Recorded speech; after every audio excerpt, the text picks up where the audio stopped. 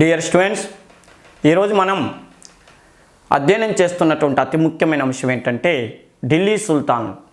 ఈ ఢిల్లీ సుల్తాన్లకు సంబంధించినటువంటి టాపిక్లో ఎక్కువగా మిమ్మల్ని మీరు అతి చిన్న పోస్టు దగ్గర నుంచి సివిల్ సర్వీస్ వరకు ప్రతి పోటీ పరీక్షల్లో కూడా అడిగేటటువంటి ఇంపార్టెంట్ బిట్లు ఉంటాయి. ఎలా అంటే ఢిల్లీ సుల్తాన్ రాజవంశాలని వరుస క్రమంలో అమర్చని అంటాడు. రెండో విషయం ఏందయ్యా అంటే ఏ రాజవంశంలో ఎవరి గొప్పవాడు చెప్పమంటాడు. అసలు ఢిల్లీ సుల్తాన్లోనే గొప్ప చక్రవర్తి ఎవరు అంటాడు. లేదా ఉద్యానవనాల చక్రవర్తిగా ఏ ఢిల్లీ సుల్తాన్ని చెప్తారంటాడు. అదేవిధంగా సమాధుల పితామహుడు అని చెప్పి ఏ ఢిల్లీ సుల్తాన్ని పిలుస్తారంటారు.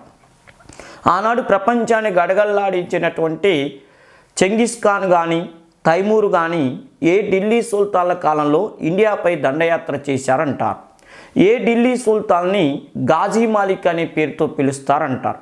ఏ ఢిల్లీ సుల్తాను భారతదేశం మొత్తం మీద ఎలా అంటే భూ సర్వే చేయించాడంటాడు. వ్యవసాయ భూమి ఎంత ఉందో లెక్క చేయించినటువంటి ఢిల్లీ సుల్తాన్ ఎవరంటాడు.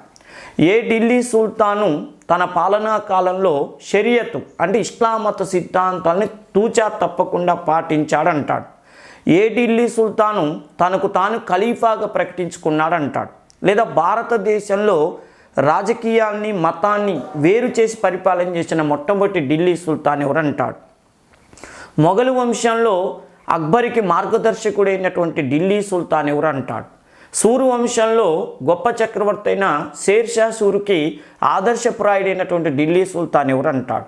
అదేవిధంగా భారతదేశంలో మొట్టమొదటిసారిగా వృద్ధాప్య పెన్షన్ అంటే ముసలి వాళ్ళకి పెన్షన్ ఇప్పించినటువంటి ఢిల్లీ సుల్తాన్ ఎవరు అంటాడు. అదేవిధంగా బానిసలకు స్వేచ్ఛనిచ్చినటువంటి ఢిల్లీ సుల్తాన్ ఎవరు అంటాడు. ఇలా ప్రతి టాపిక్ మీద అద్భుతమైనటువంటి ప్రశ్నలు అడుగుతూనే ఉంటాడు. ఓకేనా, చాలా చాలా ఇంపార్టెంట్ టాపిక్ ఇది. మీరు రాసే ఎగ్జామ్ని బట్టి స్టాండర్డ్స్ ఉంటాయి, క్వశ్చన్స్ అడిగే విధానం ఉంటుంది. అర్థమైందా? చిన్న ఉద్యోగాలకైతేనేమో ఈ ఢిల్లీ సుల్తాన్ రాజవంశాలని వరుస క్రమంలో అమర్చని అంటాడు. సింపుల్గా అడగొచ్చు. అదే పెద్ద ఎగ్జామ్ అనుకోండి, ఏ రాజు సిక్స్దా పద్ధతిని ప్రవేశపెట్టాడు, ఏ రాజు చాంబర్లిన్ విధానాన్ని ప్రవేశపెట్టాడు, ఏ రాజు కాలంలో బెంగాల్లో టుగ్రిల్ ఖాన్ తిరుగుబాటు వచ్చిందంటాడు, ఏ రాజు పాలనా కాలంలో మంగోళ్ళ దండయాత్రను అణచివేయటానికి లంచాలను ఇవ్వటం జరిగిందంటాడు. ఏ ఢిల్లీ సుల్తాన్ పాలనా కాలంలో మంగోలును అణచివేయటానికి ఉల్గు ఖాన్ అని చెప్పి ఒక గొప్ప సేనాపతి నియమించటం జరిగిందంటాడు. ఏ ఢిల్లీ సుల్తాన్ పరిపాలనా కాలంలో తన కుమారుడు పెద్ద కుమారుడు మంగోళ్ళ దండయాత్ర వల్ల మరణించాడంటాడు. ఇట్లా రకరకాలైనటువంటి ప్రశ్నలు అడగటానికి అవకాశం ఉంటుంది. ఈ టాపిక్ మొత్తం మీద మీరు అవగాహన పెంచుకుంటే రేపు ఏ ప్రశ్న అడిగినా కూడా సులభంగా ఆన్సర్ పెట్టవచ్చు. ముందు జుట్టు ఉంటే కొప్పు ఏదైనా వేసుకోవచ్చు. దానికోసం మనం ప్రయత్నం చేద్దాం. చూడండి, ఢిల్లీ సుల్తాన్ ఢిల్లీని రాజధానిగా చేసుకొని పరిపాలన చేసిన యుగం కాబట్టి దీన్ని ఢిల్లీ సుల్తాన్ యుగం అనే పేరుతో పిలుస్తారు. భారతదేశంలో 1206 సంవత్సరం నుంచి 1526 సంవత్సరం వరకు ఈ ఢిల్లీ సుల్తాన్ యుగం నడిచింది. దీన్ని భారతదేశంలో మొట్టమొదటి ఢిల్లీ సుల్తాన్ యుగం ఢిల్లీ సుల్తాన్ యుగం అనే పేరుతో పిలుస్తారు. మరి భారతదేశంలో మొట్టమొదటి ఢిల్లీ సుల్తాన్ యుగం అని దీన్ని ఎందుకు పిలుస్తారు? భారతదేశంలో మొట్టమొదటి ఢిల్లీ సుల్తాన్ యుగం అని దీన్ని ఎందుకు పిలుస్తారు? మరి ఇంకోటి రెండోది ఉందా అంటే భారతదేశం మొత్తంలో 1206 సంవత్సరం నుంచి 1526 కాకుండా 1857 సంవత్సరం వరకు టోటల్గా ఢిల్లీ సుల్తాన్ యుగంగా చెప్తారు. ఓకే కదా, 1206 నుంచి 1857 వరకు ఢిల్లీ మొత్తానికి ముస్లిం యుగం అని పిలుస్తారు. ఈ ముస్లిం యుగాన్ని మన చరిత్రకారులు 2 పార్ట్స్గా డివైడ్ చేశారు. ఎలా అంటే 1206 సంవత్సరం నుంచి 1526 సంవత్సరం వరకేమో తొలి యుగాన్ని ఢిల్లీ సుల్తాన్లు అనే పేరుతో పిలుస్తారు, ఢిల్లీ సుల్తాన్లు.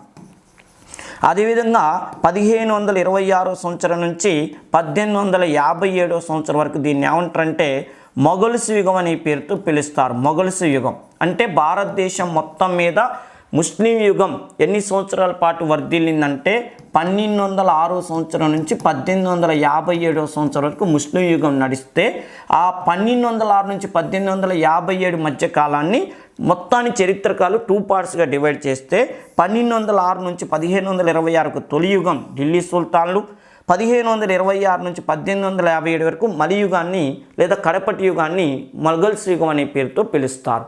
ఇప్పుడు మనం తొలి యుగం గురించి తెలుసుకుందాం, అంటే ఢిల్లీ సుల్తాన్ల యుగం గురించి తెలుసుకుందాం. అర్థమైందమ్మా? ఒకవేళ రేపు ఎగ్జామ్లో అసలు భారతదేశంలో ముస్లిం యుగం ఎప్పటి నుంచి ఎప్పటి వరకు మధ్యయుగ భారతదేశం అంటే 1206 నుంచి 1857 అని పెట్టండి. దాన్ని 2 పార్ట్స్గా డివైడ్ చేయండి అంటే మీరు చేయాలి. 1206 నుంచి 1526, 1526 నుంచి 1857.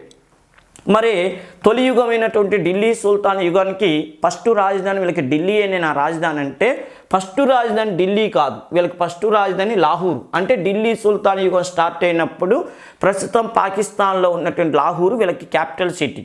తర్వాత కాలంలో కొద్ది రోజులకి అంటే కుతుబుద్దీన్ ఐబక్ ఢిల్లీ సుల్తాన్ రాజ్యాన్ని స్థాపించినప్పుడు వీళ్ళ క్యాపిటల్ సిటీ లాహూర్. కుతుబుద్దీన్ ఐబక్ తర్వాత వాళ్ళ అల్లుడైనటువంటి ఇల్తుట్మిష్ అధికారంలోకి వచ్చినప్పుడు లాహూర్ నుంచి రాజధానిని ఢిల్లీకి మార్చాడు. ఇక అప్పటి నుంచి భారతదేశంలో ఢిల్లీ సుల్తాన్ యుగం అంతమయ్యేంత వరకు కొద్దిగా లాస్ట్లో మాత్రం సికిందర్ లోడి అని వాడు పరిపాలన చేస్తున్నప్పుడు ఆయన ఆగ్రా నగరాన్ని నిర్మించి రాజధానిని ఆగ్రాకు మార్చింది. ఇంకా అప్పటి వరకు కూడా అంటే సికిందర్ లోడి వంశానికి చెందిన వ్యక్తి ఆగ్రా నగరాన్ని 1506 సంవత్సరంలో నిర్మించి దాన్ని రాజధాని మార్చేంత వరకు మన భారతదేశానికి ఢిల్లీయే రాజధాని ఉంది. అర్థమైంది కదా? అందుకని ఎక్కువ కాలం రాజధానిగా ఉన్న ఢిల్లీ పేరు మీద వీళ్ళని ఢిల్లీ సుల్తాన్ యుగం అని పిలుస్తారు. రేపు ఒకవేళ ఎగ్జామ్లో అసలు ఢిల్లీ సుల్తాన్లు ఎన్నిటిని రాజధానిగా చేసుకొని పరిపాలన చేసిన చెప్పండి అంటే ఫస్ట్ లాహూర్, తర్వాత ఢిల్లీ, తర్వాత ఆగ్రా. అర్థమైందా? లోడీ వంశం వాళ్ళు ఇబ్రహీం లోడీ పరిపాలన చేస్తున్న చిట్ట చివరి చక్రవర్తి అంటే ఢిల్లీ సుల్తాన్లో చిట్ట చివరి చక్రవర్తి అయినటువంటి లోడీ వంశానికి చెందిన ఇబ్రహీం లోడీ పరిపాలన చేసేటప్పుడు మాత్రం వాళ్ళ క్యాపిటల్ సిటీ ఆగ్రాగా ఉందని గుర్తుపెట్టుకోండి. అంటే లాహూరు, ఢిల్లీ, ఆగ్రా వాళ్ళ క్యాపిటల్ సిటీలుగా వస్తూ ఉన్నాయి. వరుస క్రమం గుర్తుపెట్టుకోండి. కాకపోతే ఇప్పుడు మరి 3 రాజధానులు పెట్టుకుంటే ఢిల్లీని ఎందుకు సుల్తాన్ యుగంగా పిలిచారంటే ఎక్కువ కాలం వాళ్ళకి రాజధానిగా ఉంది కాబట్టి దాన్ని ఢిల్లీ సుల్తాన్ యుగం అనే పేరుతో పిలుస్తారు. అదేవిధంగా ఆ రోజుల్లో ఖలీఫాలు ఏం చెప్పేవాళ్ళు, ఢిల్లీనే క్యాపిటల్ సిటీగా పెట్టుకోమని చెప్పేవాళ్ళు. ఢిల్లీని ఎందుకు క్యాపిటల్ సిటీ పెట్టుకోవాలి అనేవాళ్ళంటే భారతదేశం మొత్తానికి ఎప్పటి నుంచి ఎప్పటికైనా కూడా ఢిల్లీ ప్రధాన కేంద్రంగా ఉంటూ వచ్చింది కాబట్టి ఆ రోజుల్లో ముస్లిం చక్రవర్తిని ఖలీఫాలు కంట్రోల్ చేసేవాళ్ళు. ఏమని, మీరు భారతదేశంలో దేని రాజధానిగా చేసుకున్నా మీకు అంత పేరు రాదు, ఢిల్లీని రాజధానిగా చేసుకుంటేనే మీకు పేరు వస్తుంది, మా యొక్క గుర్తింపు ఉంటుంది అనేవాళ్ళు. ఎందుకంటే సుల్తాన్లకి ఖలీఫా గుర్తింపు ఉండాలి, ఖలీఫా గుర్తింపు ఉంటే ఆ సుల్తాన్ గొప్పవాడు అన్నట్టు అర్థం. అందుకని ఢిల్లీ సుల్తాన్లకి ఖలీఫా గుర్తింపు ఉండాలంటే వాళ్ళు ఢిల్లీనే రాజధాని చేసుకొని ఉండాలని చెప్పబట్టి దానికి నిదర్శనం చూడండి. నిజం చెప్పాలంటే మరి భారతదేశంలో 1206లో బానిస వంశం స్థాపించడానికంటే ముందే మహమ్మద్ బిన్ కాసిం అనేటటువంటి వ్యక్తి వచ్చి మన భారతదేశంలో సింధు ప్రాంతాన్ని ఆక్రమించుకుండు. సింధు ప్రాంతాన్ని రాజధానిగా చేసుకొని పరిపాలన చేసిండు. అంటే కుతుబుద్దీన్ ఐబక్ అనేటటువంటి వ్యక్తి భారతదేశంలో బానిస వంశం స్టార్ట్ చేయకముందే మన దేశంలో 712లోనే మన భారతదేశంలో ఇస్లాం యుగం స్టార్ట్ అయింది. మరి మహమ్మద్ బిన్ కాసిమ్ని ఆనాడు ఖలీఫా ఎందుకు ఆయన సుల్తాన్గా గుర్తించలేదయ్యా అంటే ఆయన ఢిల్లీని ఆక్రమించుకోలేదు కాబట్టి ఆయన ఢిల్లీ సుల్తాన్గా గుర్తించలేదు. అర్థమైందా? ఢిల్లీని ఆక్రమించేటట్టు చేసింది గోరీ మహమ్మద్. గోరీ మహమ్మద్ తన ప్రతినిధిగా నియమించింది కుతుబుద్దీన్ ఐబక్ని. కుతుబుద్దీన్ ఐబక్ను కూడా ఒక వాస్తవానికి ఢిల్లీ సుల్తాన్గా చెప్పలే, ఇల్తుట్మిష్ కాలం నుంచే ఢిల్లీ సుల్తాన్గా చెప్పడం జరిగింది. ఎందుకంటే కుతుబుద్దీన్ ఐబక్ కాలంలో రాజధాని ఇది లాహూర్, రాజధాని మార్చింది ఎవరని చెప్పాను, ఇల్తుట్మిష్. అందుకని ఇల్తుట్మిష్ కాలం నుంచే ఢిల్లీ సుల్తాన్ అనే పేరు శాశ్వతమైంది. ఖలీఫాల గుర్తింపు కూడా అప్పటి నుంచే లభించింది. అందుకని రేపు ఎగ్జామ్లు అడుగుతాడు, ఈ క్రింది ఢిల్లీ సుల్తాన్ల ఎవరి కాలం నుంచి ఇక అధికారికంగా ఢిల్లీ సుల్తాన్లని పిలవటం స్టార్ట్ చేశారు, లేదా ఖలీఫా గుర్తింపు పొందిన మొట్టమొదటి ఢిల్లీ సుల్తాన్ ఎవరంటే మీరు ఇల్తుట్మిష్ పేరు పెట్టాలి. ఎందుకు, కుతుబుద్దీన్ ఐబక్ని ఆయన ఢిల్లీ సుల్తాన్కి గుర్తించలేదు, ఆయన సుల్తాన్గానే గుర్తించలేదు. ఎందుకు, ఆయన ఢిల్లీని కాదు లాహూర్ని రాజధాని చేసుకోబట్టి. అలా డెప్త్గా చదువుకుంటేనే మీకు ఏ టైప్లో క్వశ్చన్స్ అడిగినా ఆన్సర్లు రాయడానికి వీలవుతుంది. చూడండి, 5 రాజవంశాలు, 1 slave dynasty, 2 Khilji dynasty, 3 Tughlaq dynasty, 4 Syed dynasty, 5 Lodi dynasty. రేపు ఎగ్జామ్ ఏమంటాడు, స్లేవ్ డైనాసిటీలో ఇప్పుడు ప్రతి రాజవంశం మనం స్థాపకుడు ఎవరు, గొప్పోడు ఎవరు, చివరోడు ఎవరు చూద్దాం. మిగతా బ్యాండ్ మీద మనం లోన ఇద్దాం. ఓకేనా? చూడండి, కుతుబుద్దీన్ ఐబక్ అనే వ్యక్తి బానిస వంశ స్థాపకుడు. దాన్ని స్లేవ్ డైనాసిటీ అంటారు. దాన్ని మామ్లూక్ డైనాసిటీ అంటారు. కుతుబుద్దీన్ ఐబక్ స్థాపకుడు. గొప్పవాడు ఎవరు?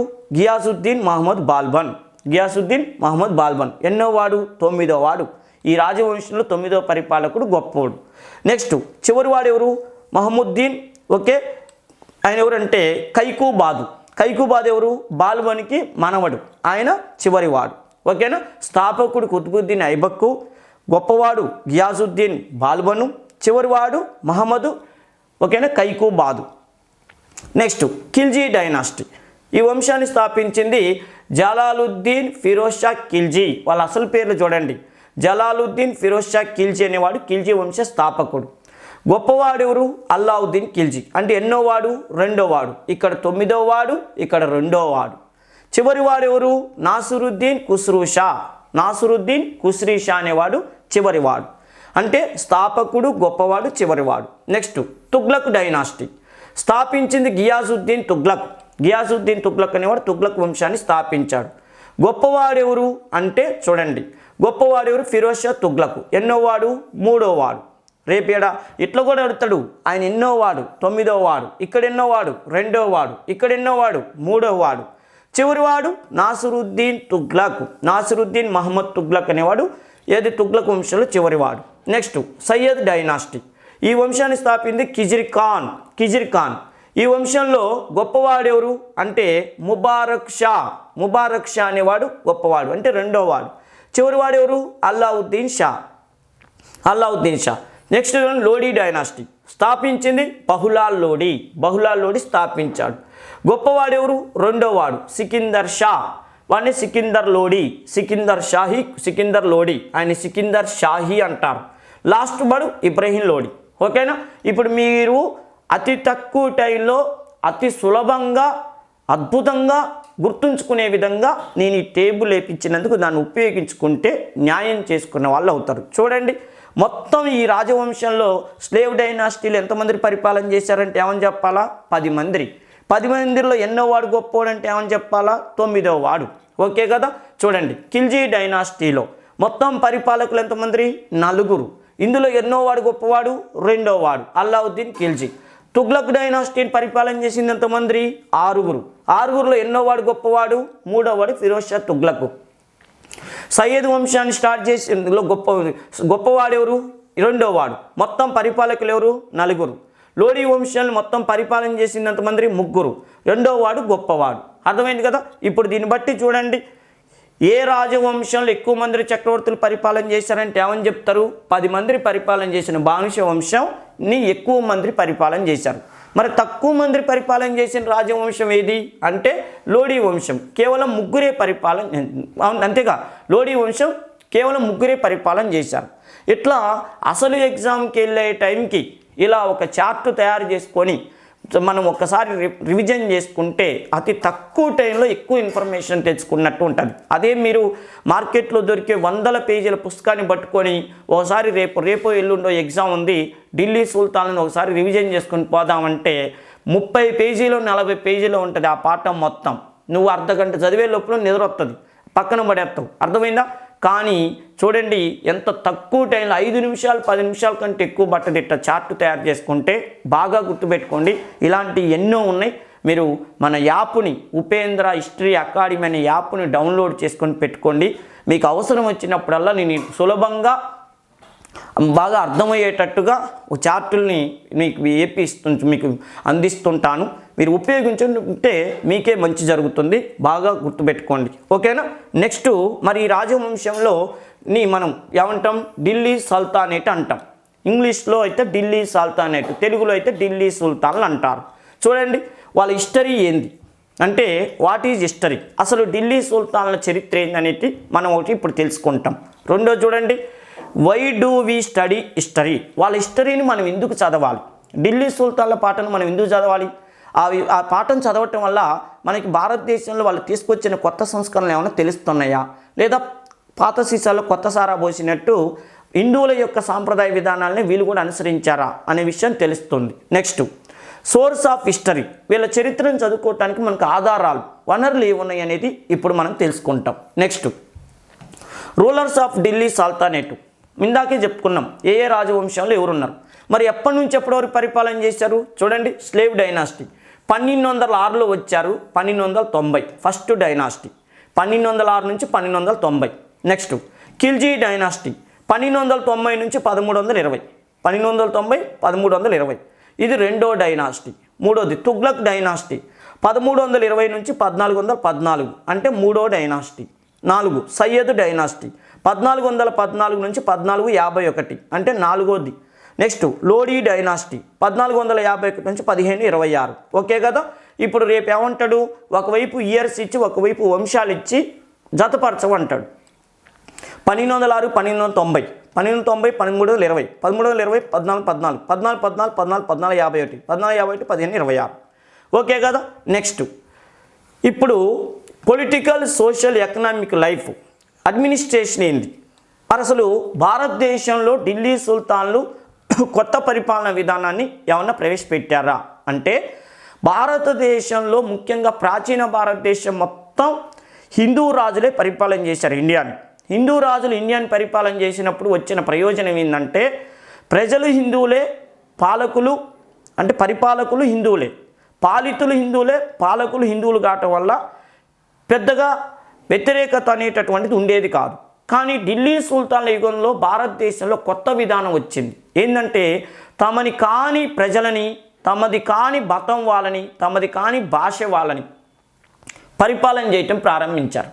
మరి అలాంటప్పుడు ప్రజల నుంచి వ్యతిరేకత రాకుండా పరిపాలన చేయాలంటే కట్టుదిట్టమైన పరిపాలన ఉండాలి. అందుకోసం చక్రవర్తులు ఏం చేశారు అంటే, ప్రత్యేకంగా సెంట్రల్ పాలిటీ విధానాన్ని అనుసరించారు.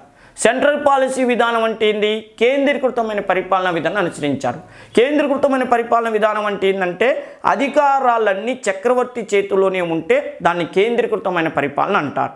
మరి అంత అవసరం ఏమొచ్చింది, కింది స్థాయి అధికారులకి పవర్స్ ఏమి ఇవ్వలేదా అంటే, కింది స్థాయి అధికారులకు కనుక పవర్స్ ఇస్తే తమ అజమాయిషి ఎక్కడ తగ్గుద్దో 99% ఉన్నటువంటి హిందువులని 1% ఉన్న ముస్లిమ్స్ పరిపాలన చేస్తున్నప్పుడు ఎక్కడో ఓ చోట చిన్న మిస్టేక్ జరిగి వ్యతిరేకత వస్తే ఆ ప్రచారం ఎక్కువైతుందని చెప్పి ప్రజలని ఎక్కడుంచాలో అక్కడ ఉంచాలని చెప్పి కట్టుదిట్టం చేయటం కోసం వీళ్ళు సెంట్రల్ పాలసీ సిస్టాన్ని మెయింటైన్ చేశారు. ఇది భారతదేశ ప్రజలకి ఒక కొత్త విధానం, పరిపాలనా విధానం అని చెప్పుకోవాలి. నెక్స్ట్ చూడండి, ఇక్తా సిస్టమ్. భారతదేశంలో శాతవాహనులు కానీ, మౌర్యులు కానీ, గుప్తులు కానీ ఎవరైనా కూడా రాజ్యాన్ని రాష్ట్రాలు విభజించారంటాము, మనం చదువుకున్నాం. కొంతమంది రాష్ట్రాలని ఆహారాలుగా విభజించారంటాం చదువుతాం. కానీ అసలు భారతదేశ ప్రజలకు తెలియనటువంటి ఒక కొత్త పద్ధతులని, పదాలని భారతదేశానికి బ్రిటిష్ వీళ్ళు ఎవరు, ఇస్లాం మతం వాళ్ళు ఢిల్లీ సుల్తాన్లు తీసుకొచ్చారు. దాన్ని ఇక్తా అంటారు. ఇక్తా అంటే రాష్ట్రం అని అర్థం. కాకపోతే వాళ్ళు పర్టికులర్గా పెట్టిన పేరు ఏంటంటే ఇక్తా సిస్టమ్ అంటారు. భారతదేశంలో ఇక్తా సిస్టాన్ని తీసుకొచ్చి దాని పరిపాలన కోసం ముక్తీలని అధికారులను పెట్టింది ఢిల్లీ సుల్తాన్ని. ఇది ప్రజలకి కొత్తే, రాజులకి ప్రజలు కొత్త. ఎందుకంటే ఆచారాలు వేరు, మతం వేరు, భాష వేరు. ఇలాంటి వాళ్ళని, భిన్నమైన వ్యక్తిత్వాలు కలిగిన వాళ్ళని ఈ పద్ధతిలో పరిపాలింపజేయించడానికి చాలా వరకు ప్రయత్నం చేశారు ఢిల్లీ సుల్తాన్. ముఖ్యంగా అల్లావుద్దీన్ ఖిల్జీ ఇండియా మొత్తాన్ని తన అజమాయిషీలోకి తీసుకురావటం కోసం ప్రయత్నం చేశాడు, సక్సెస్ అయ్యాడు. భారతదేశాన్ని మొత్తాన్ని జయించిన చక్రవర్తిగా చరిత్ర సృష్టించాడు అల్లావుద్దీన్ ఖిల్జీ. ఎప్పుడో మౌర్యులు అనేటటువంటి వాళ్ళు, తర్వాత గుప్తులు అనేటటువంటి వాళ్ళు అఖండ భారతదేశాన్ని ఒకటిగా చేస్తే మళ్ళీ ఆ తర్వాత భారతదేశాన్ని ఏకం చేసిన మొట్టమొదటి చక్రవర్తిగా అల్లావుద్దీన్ ఖిల్జీ రికార్డుకి ఎక్కాడు. నెక్స్ట్ చిహల్గనీ కూటమి. చక్రవర్తి పరిపాలనలో సలహాలు ఇవ్వటం కోసం 40 మంది తుర్క సర్దార్లతో చిహల్గనీ అని చెప్పి ఒక కూటమిని ఏర్పాటు చేశాడు ఇల్తుత్మిష్. దాన్ని చాలీసా కూటమి అంటారు. ఈ కూటమి ఏర్పాటు వల్ల ప్రజలకి సులభంగా, ప్రజలకి ఆమోదయోగ్యమైన, ప్రజా సంక్షేమమైనటువంటి పరిపాలన అందించాలని ఈ విధానానికి శ్రీకారం చుట్టాడు ఇల్తుత్మిష్. అయితే ఇల్తుత్మిష్ చెహల్గానీ కూటమిని ప్రవేశపెడితే బాల్బన్ అనే చక్రవర్తి వచ్చినాక దాన్ని రద్దు చేసి పడేసిండు. అసలు మనం ఆ చెహల్గానీ కూటమి గురించి కూడా అధ్యయనం చేస్తాం. నెక్స్ట్, సోషల్ లైఫ్ ఏంది? ఢిల్లీ సుల్తాన్ల కాలంలో ప్రజల సోషల్ లైఫ్ ఏంటంటే నేను ఇందాకే చెప్పాను, భారతదేశానికి ఢిల్లీ సుల్తాన్లు లేదా ఇస్లాం యుగం రాకముందు చాతుర్వర్ణ వ్యవస్థ ఉండేది. బ్రాహ్మణులు, క్షత్రియులు, వైశ్యులు, శూద్రులని మనకి ఎన్ని గొడవలు ఉన్నా అంతా హిందువులు అనుకుంటూ అలా పరిపాలన నడిపించారు. కానీ మొట్టమొదటిసారిగా పరిపాలకులేమో ముస్లిమ్స్, ప్రజలేమో హిందువులు కావటం వల్ల సామాజిక వ్యవస్థలో ఏ కొద్ది తేడా వచ్చినా కూడా ప్రజా ఉద్యమాలు వస్తాయి. ప్రజల నుంచి అతి భయంకరమైన ఉద్యమాలు వస్తే ఢిల్లీ పీఠం కదులుతుందని చెప్పి మరి ఎలాంటి శిష్టాన్ని, సోషల్ లైఫ్ని భారతదేశ ప్రజలకు ఇచ్చారు. అంటే హిందువుల మతాల యొక్క విషయాల్లో ముస్లిం చక్రవర్తులు జోక్యం చేసుకున్నారా? ఒకవేళ జోక్యం చేసుకుంటే ఎవరు హిందువుల పైన అధికమైనటువంటి ఆంక్షలు వేశారు? మీకు తెలుసు, అల్లావుద్దీన్ ఖిల్జీ హిందువులు ఎవరు కూడా గుర్రాలు కూడా ఎక్కడానికి వీల్లేదన్నాడు. చివరికి పాన్ నవ్వటానికి కూడా వీల్లేదన్నాడు. అదేవిధంగా శుభకార్యాలు కూడా చేసుకోవటానికి వీల్లేదన్నాడు. దీనివల్ల ప్రజల యొక్క సామాజిక వ్యవస్థ ఎలా నడిచింది? ప్రజలు ప్రభుత్వానికి తెలియకుండా ఏమైనా కార్యక్రమాలు చేసుకున్నారా? అసలు ఢిల్లీ సుల్తాన్లే కొత్తగా భారతదేశానికి సోషల్ విధానంలో ఏమైనా తీసుకొచ్చారా అంటే మీకు తెలుసు, నవరోజీ పండుగ భారతదేశానికి వచ్చింది, సిజ్దా పద్ధతి వచ్చింది, చాంబర్లిన్ పద్ధతి వచ్చింది. అవునా? ఇలాంటి ఎన్నో పద్ధతుల్ని భారతదేశానికి ఢిల్లీ సుల్తాన్లు తీసుకొచ్చారు. ఒక విధంగా ఢిల్లీ సుల్తాన్ అనే యుగం భారతదేశంలో ఎవరికి దారి చూపించిందయ్యా అంటే మరో 3 శతాబ్దాల పాటు పరిపాలన చేసిన మొఘల్ చక్రవర్తులు అనే వాళ్ళకి పరిపాలన ఎలా చేయాలో కరెక్ట్గా చూపించినటువంటి రాజవంశాలు ఏంటంటే ఢిల్లీ సుల్తాన్లు. నిజానికి ఢిల్లీ సుల్తాన్ల యుగం కనుక 300 సంవత్సరాల పాటు నడవకుండా ఉండుంటే మొఘల్స్ అనేటటువంటి వాళ్ళు భారతదేశానికి వచ్చినాక 1526లో పరిపాలన చేయటం కనుక స్టార్ట్ చేసి ఉన్నప్పుడు కొద్దిగా తడబడేవాళ్ళు, తప్పటడుగులు వేసేవాళ్ళు. కానీ మొఘల్స్ అనేవాళ్ళు తప్పటడుగులు వేయకుండా అదేవిధంగా పరిపాలనలో జాగ్రత్తలు తీసుకోవటానికి ఒక విధంగా ఆదర్శప్రాయులైనటువంటి రాజవంశాలు వాళ్ళు ఎవరయ్యా అంటే ఢిల్లీ సుల్తాన్లు అని చెప్పుకోవాలి. దీని మీద ఇంత ప్రత్యేకంగా నేను ఎందుకు చెప్తున్నానంటే గతంలో ఎగ్జామ్స్లో కేవలం రాజుల యొక్క టైటిల్స్ గురించి, రాజులు చేసిన యుద్ధాలు, రాజులు చేసిన బ్యాటిల్స్, వాళ్ళ యుద్ధాలు, సందుల గురించి అడిగేవాడు. కానీ ఈ మధ్యకాలంలో సామాజిక వ్యవస్థ, ఆర్థిక వ్యవస్థ, మత వ్యవస్థ మీద ఎక్కువ కాన్సన్ట్రేషన్ చేస్తున్నాం కాబట్టి మనం అన్ని కోణాల్లో వీటిని అధ్యయనం చేయాలి. నెక్స్ట్ చూడండి, ఎకనామిక్ లైఫ్. వీళ్ళు భారతదేశానికి ఇస్లాం యుగం స్టార్ట్ అయిన తర్వాత ప్రజల ఆర్థిక విధానంలో ఏమైనా మార్పులు వచ్చినాయా అంటే వ్యవసాయ రంగంలో కొత్త పుంతలు ఏమైనా తొక్కించారా? అదే వ్యవసాయ రంగాన్ని అభివృద్ధి చేయటం కోసం చక్రవర్తులు ఏమైనా ప్రయోగాలు చేశారంటే మీకు తెలుసు, మహమ్మద్ బిన్ తుగ్లక్ దివానీ కోహి అనేటటువంటి డిపార్ట్మెంట్ని ఏర్పాటు చేశాడు. అల్లావుద్దీన్ ఖిల్జీ మార్కెట్ సంస్కరణలు ప్రవేశపెట్టాడు. అల్లావుద్దీన్ ఖిల్జీ రైతులు పంటలని పొలాల్లోనే అమ్ముకునే సిస్టమ్ తీసుకొచ్చాడు. ప్రజలని ఇబ్బందులు పెట్టి ట్యాక్సులు వసూలు చేయొద్దని చెప్పి అధికారుల మీద కఠిన ఆంక్షలు విధించాడు అల్లావుద్దీన్ ఖిల్జీ. అదేవిధంగా ఫిరోజ్ షా తుగ్లక్ అయితే ఒక అడుగు ముందుకేసి రైతులకి కాలువలను తవ్వించాడు, రైతు బాంధవుడు అని పిలువబడ్డాడు. అర్థమైనా? ప్రజలకి తక్కువ రుణాలు ఇప్పించాడు, సబ్సిడీ ఎరువులను అందించిన చక్రవర్తులు ఉన్నారు. ఇలా వాళ్ళ ఆర్థిక వ్యవస్థలో ఎంతో విప్లవాత్మకమైనటువంటి మార్పులు తీసుకొచ్చిన యుగం ఏదయ్యా అంటే ఢిల్లీ సుల్తాన్ల యుగం. ప్రత్యేకంగా గుర్తుపెట్టుకోవాలి. మనం ఇప్పుడు దాకా చెప్పుకుంటున్న సెరికల్చర్ అంటే పట్టుపురుగుల పెంపకం, సిరికల్చర్, ఆ కల్చర్ని ఎప్పుడో కొన్ని వందల సంవత్సరాల క్రితమే భారతదేశంలో ఇంట్రడ్యూస్ చేసిన రాజవంశం ఏంటంటే ఢిల్లీ సుల్తాన్. ఇవన్నీ కూడా మనం చెప్పుకుంటాం. నెక్స్ట్, మరి ఆర్కిటెక్చర్లో కానీ, ఆర్ట్లో కానీ, లేదా ఆర్కిటెక్చర్లో కానీ ఢిల్లీ సుల్తాన్ యుగం భారతదేశానికి కొత్త పుంతలు ఏమైనా తొక్కిచ్చిందంటే ఢిల్లీ సుల్తాన్ల యుగం స్టార్ట్ అయ్యేంత వరకు మన భారతదేశంలో ఏ ప్రాంతం చూసినా అది హిందూ సాంప్రదాయ పద్ధతిలో కనపడేది. హిందూ కట్టడాలు కనపడేవి. ఆ హిందూ కట్టడాల్లో ప్రత్యేకంగా నాగర వాస్తుశైలో, ద్రావిడ వాస్తుశైలో, మధుర వాస్తుశైలో, తర్వాత గాంధార వాస్తుశైలో ఇలాంటి శైలులు కనపడేవి. మన అమరావతి వాస్తుశైలు కనపడేవి.